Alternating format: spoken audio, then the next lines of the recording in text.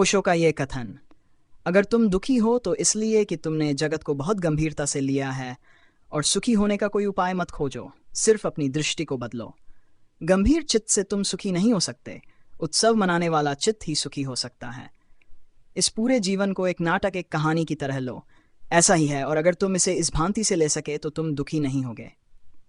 दुख अति गंभीरता का परिणाम है। जीवन के प्रति हमारे दृष्टिकोण और मानसिकता को बदलने की एक गहन सीख है। ओशो हमें यह बताने का प्रयास कर रहे हैं कि दुख का कारण जीवन की गंभीरता नहीं, बल्कि हमारी गंभीरता है।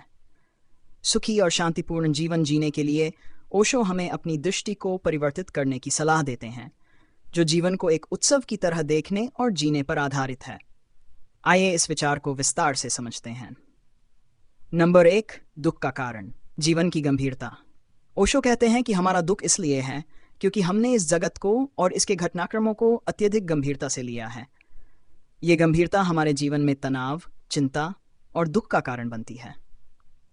ओशो का मानना है कि जब हम चीज़ों को बहुत गंभीरता से लेते हैं तो हर छोटी छोटी समस्या हमारे लिए एक बड़ी चुनौती बन जाती है। यह दृष्टिकोण हमें सहज और सरलता से जीवन जीने से रोकता है। नंबर 2, दृष्टि का परिवर्तन। ओशो का सुझाव है कि दुख से मुक्ति पाने का उपाय किसी बाहरी उपाय में नहीं, बल्कि हमारी दृष्टि में है। जीवन में सुख और शांति के लिए हमें अपनी दृष्टि को बदलने की आवश्यकता है।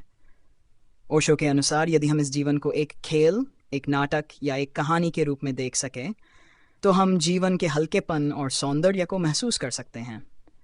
इस दृष्टिकोण से हम छोटी छोटी चीज़ों को लेकर परेशान नहीं होंगे और जीवन को सहजता से जी सकेंगे। नंबर 3, उत्सव मनाने वाला चित्त। ओशो मानते हैं कि सुखी व्यक्ति वही होता है जिसका चित्त उत्सव मनाने वाला होता है। उत्सव का अर्थ केवल खुशी मनाना नहीं है, बल्कि जीवन को उसकी संपूर्णता के साथ स्वीकार करना है। उत्सव मनाने वाला चित्त वह होता है जो जीवन की हर परिस्थिति को सहजता से स्वीकार कर लेता है और उसमें भी एक नई संभावना देखता है।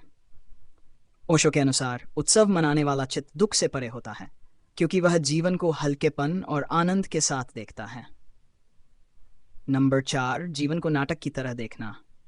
ओशो का मानना है कि जीवन को एक नाटक या कहानी की तरह देखना ही वास्तविकता को समझने का तरीका है। उन्होंने ये विचार प्रस्तुत किया कि जीवन में सब कुछ अस्थायी है और हम केवल एक पात्र की तरह इसमें भूमिका निभा रहे हैं।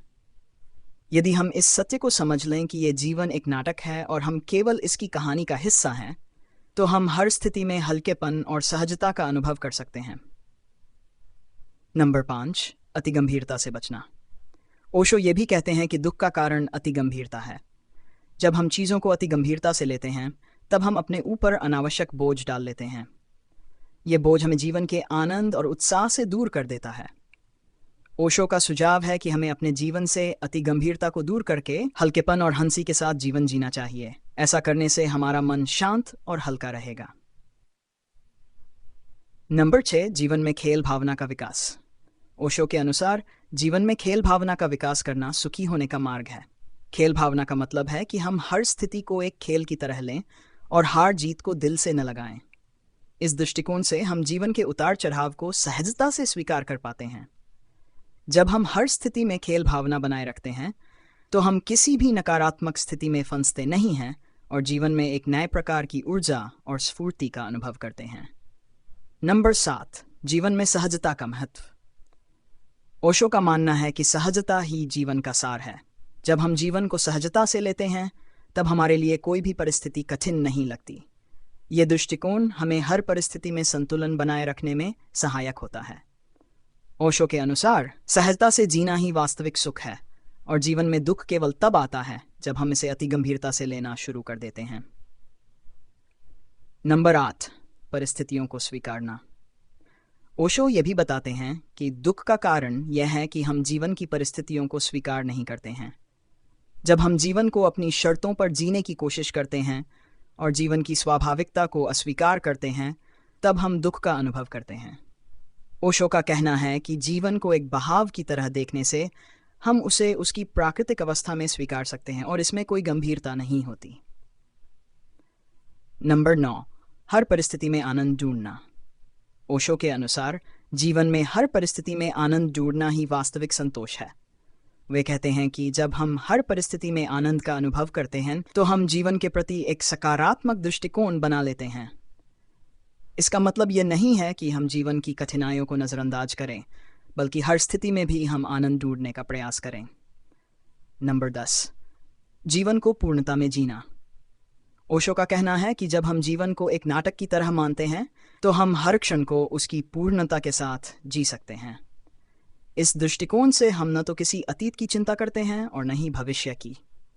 हम वर्तमान में पूरी तरह से उपस्थित होते हैं और यही हमें सुख का अनुभव कराता है। जीवन को उसकी पूर्णता में जीना ही असली खुशी है। ओशो का ये कथन हमें जीवन के प्रति एक हल्की और सहज दृष्टि अपनाने की सीख देता है। वे हमें यह समझाते हैं कि जीवन को बहुत गंभीरता से लेना ही दुख का कारण है।